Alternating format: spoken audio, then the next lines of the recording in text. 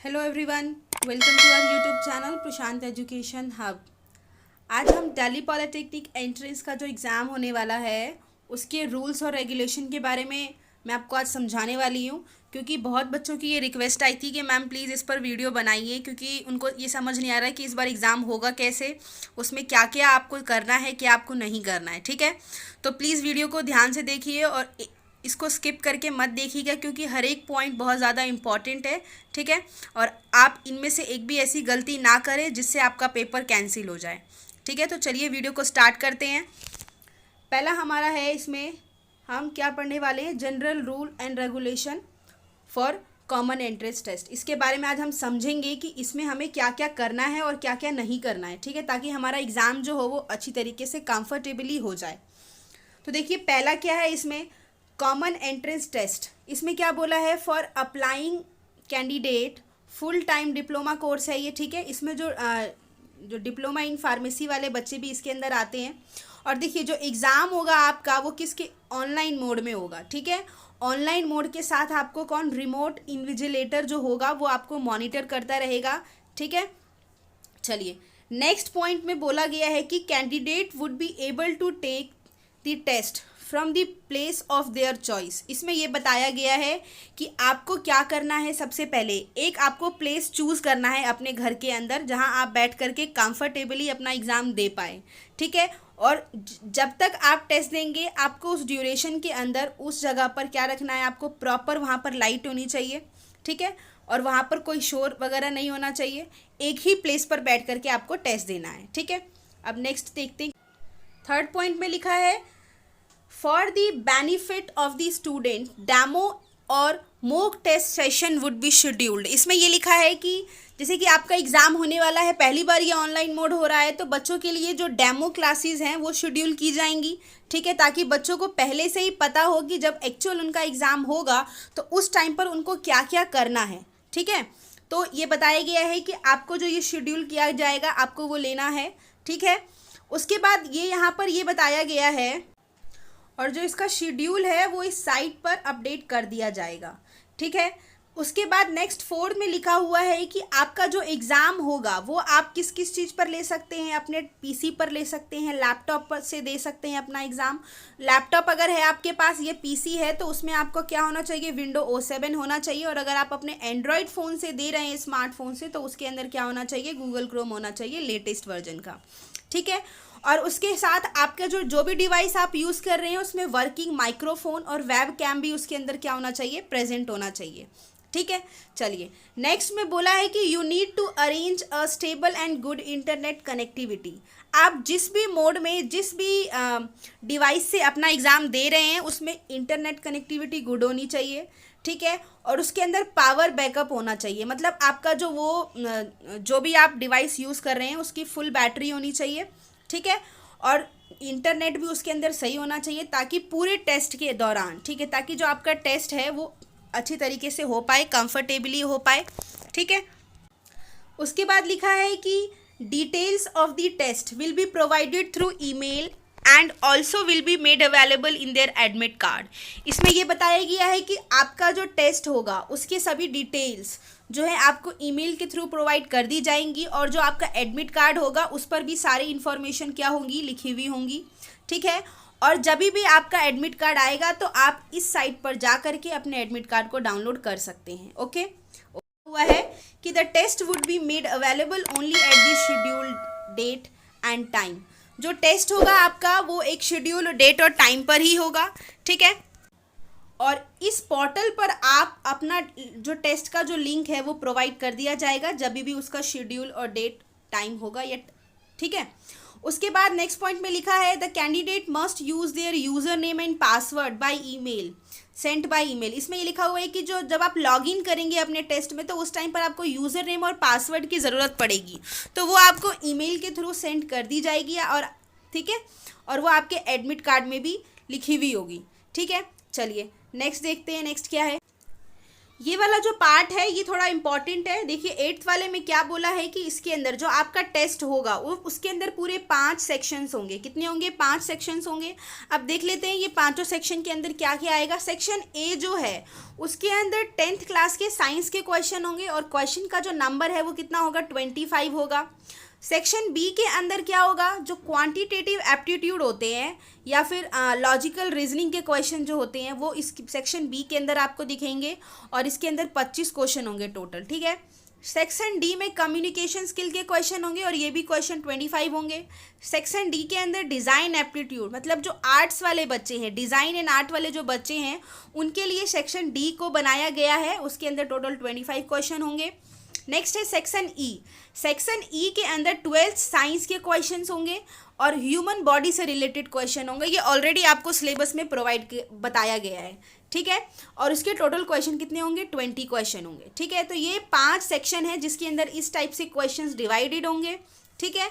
Next में लिखा हुआ है the 4 compulsory section A, B, C and D are to be attempted by the all student who have applied for the full time diploma course including pharmacy। इसमें ये बताया गया है कि A, B और C और D ये जो चारों सेक्शंस हैं ये सभी बच्चों को करने हैं। ये ऑल सभी बच्चों को करने हैं, जितने भी बच्चे एग्ज़ाम दे रहे हैं, ठीक है।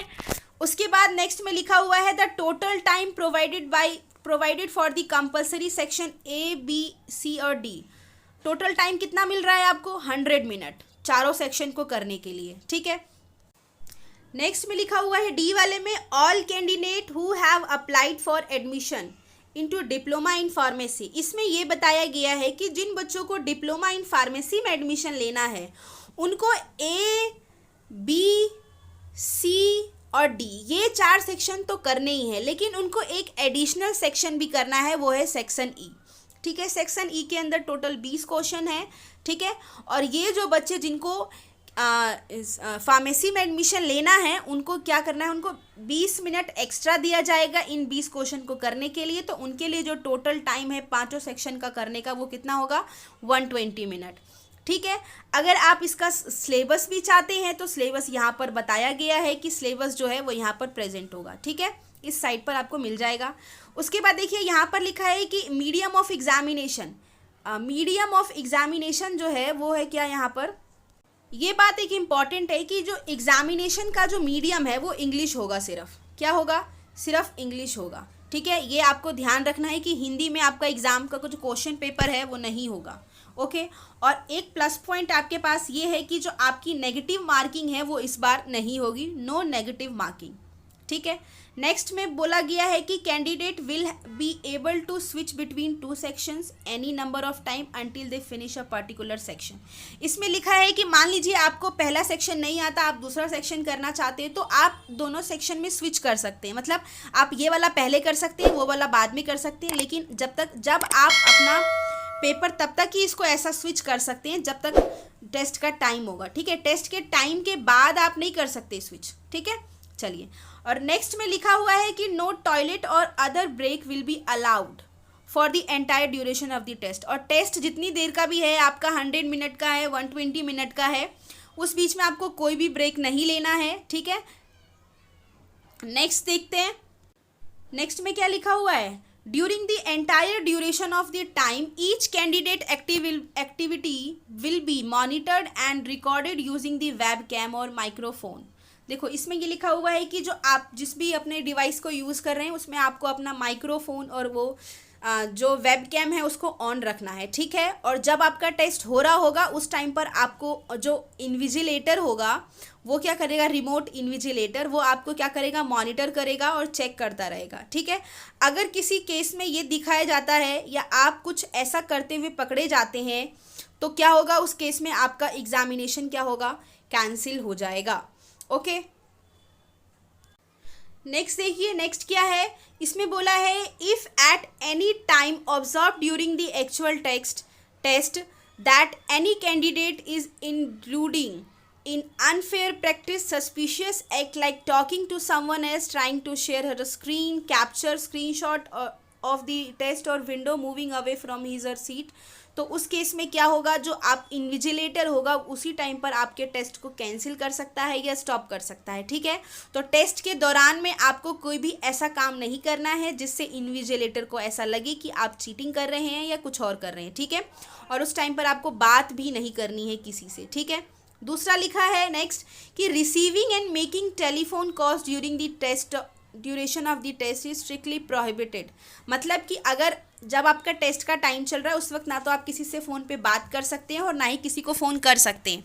ठीक है, तो चलिए ये तो थे कुछ रूल्स। अब आपको मैं बताऊंगी कि क्या डूज और डोंट्स, मतलब आपको टेस्ट के दौरान क्या कर सकते हैं आप और क्या नहीं कर सकते हैं। ठीक है, तो देखिए पहला क्या है इसमें, the candidate must take the test in a convenient place where no other person is present at any time during the test. इसमें ये लिखा हुआ है कि जो कैंडिडेट है उसको एक कन्वीनियंट प्लेस लेना है अपने घर में जहाँ वो आराम से बैठ करके अपना एग्ज़ाम कर सके, और जब वो एग्ज़ाम कर रहा हो वहाँ पर कोई और पर्सन प्रेजेंट ना हो।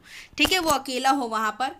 और इसमें लिखा गया है कि ताकि कैंडिडेट जो है कंफर्टेबली टेस्ट कर पाए, इसलिए उनको चेयर और डेस्क का यूज़ करना है बैठने के लिए। नेक्स्ट में लिखा हुआ है the test taking location should be noise free and having a good light from the top and behind. इसमें ये लिखा हुआ है कि जहाँ पर भी आप बैठ करके टेस्ट दे रहे हैं वहाँ पर शोर नहीं होना चाहिए और वहाँ पर लाइट की जो क्वालिटी है वो अच्छी होनी चाहिए, ताकि कैंडिडेट का जो फेस है वो क्या कर सके, अच्छी तरीके से दिखे और जो रिमोट इन्विजिलेटर है वो उसको सही से मॉनिटर कर पाए। ठीक है, चलिए नेक्स्ट में लिखा हुआ है all item should be removed from the desk except the laptop और PC external webcam if.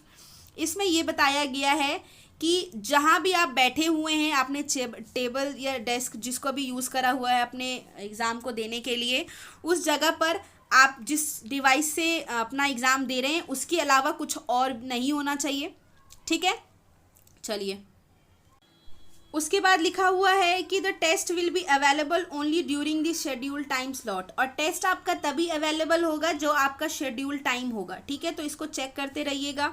Candidate should log in 60 minute before the test using the credential.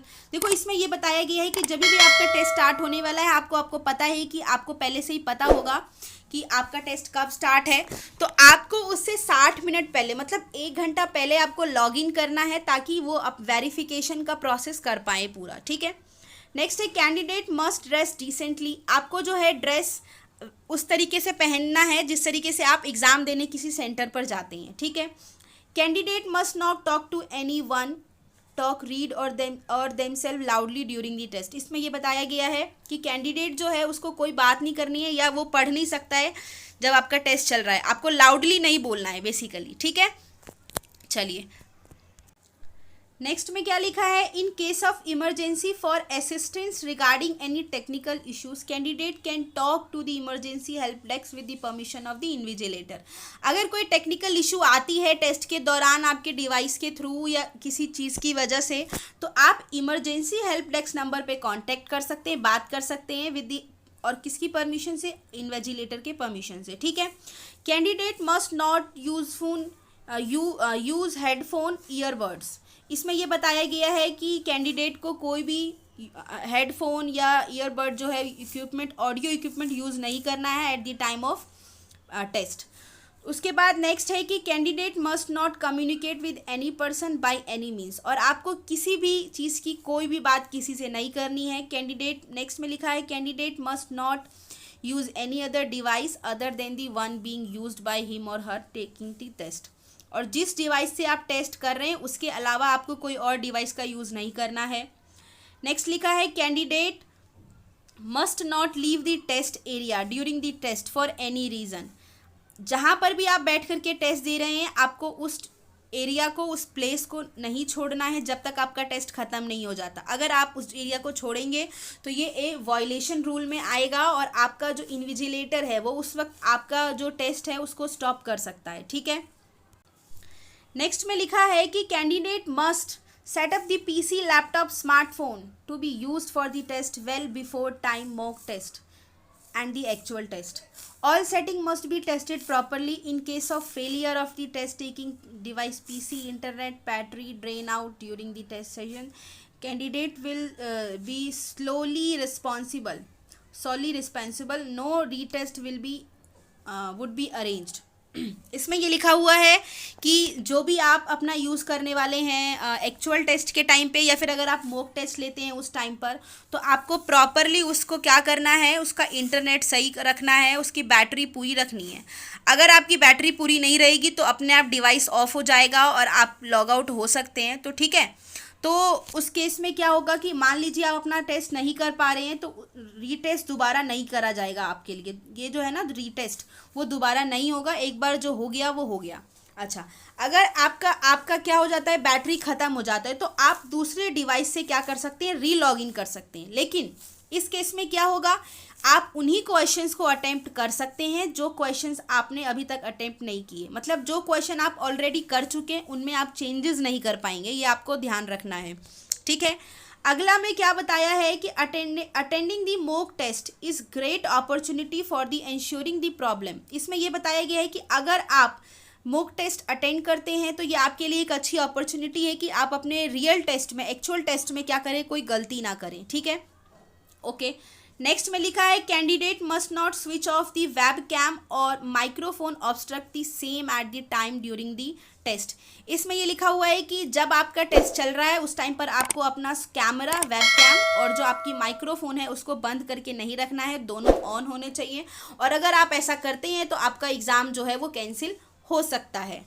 ठीक है, नेक्स्ट में लिखा है candidate must not navigate away from the test window at any time. The system detect all such movement will and stop the automatically the defects to many such movement. इसमें ये बताया गया है कि जो कैंडिडेट है उसको बार बार स्विच नहीं करना है, दूसरे विंडो में नहीं जाना, दूसरे पेज में नहीं जाना है. ठीक है, अगर वो अपने डिवाइस से ऐसा कुछ हरकत करता है तो उसको, उसके मूवमेंट को उसी वक्त स्टॉप कर दिया जाएगा और उसके एग्ज़ाम को उसी वक्त स्टॉप कर सकते हैं जो इन्विजिलेटर होंगे. ठीक है, नेक्स्ट लिखा है every candidate face must be position in the middle of the device camera. और आपका जो फेस होगा वो आपके डिवाइस के कैमरे के एकदम सामने होना चाहिए ताकि जो इन्विजिलेटर है आपको वो सही से मॉनिटर कर पाए.